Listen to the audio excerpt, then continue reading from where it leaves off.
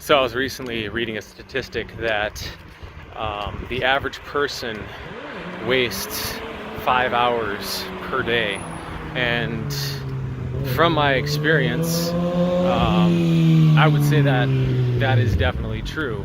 And it's amazing how fast that time can get away with you. You get done with work, you throw up your feet, you kind of just chill out. You know, maybe you're talking to people, talking to the neighbors, whatever it is and stuff. And before you know it, all your free time is burned up.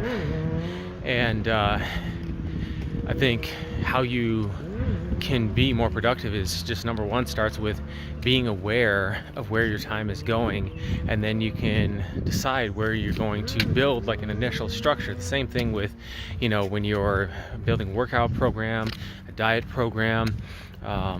Life is not static, it's fluid, so you have to be able to be flexible and flow within that structure.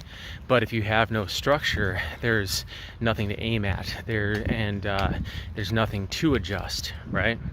And so have that initial framework, and then, you know, as life dictates, you know, you can make judgment calls on when you are going to be a little bit more flexible, you know, relax the standard a little bit to be more effective, right? Because the idea is not just rigid adherence to a program for the sake of doing that, right? The goal is to become better, to achieve your objective, however that, you know, whatever way that might look, and however that you have to get that to that objective, right? And so sometimes adhering too rigidly to a structure when it obviously isn't working, or when the circumstances of life are telling you that, hey, I need to loosen up on this, I need to come at it a different way, is just, you know, is almost as bad as not having any structure at all. And that's why we call it functional aesthetics. You know, it's about achieving the best results within the context of your life, which means, similar to Bruce Lee when he says, you know, be like water.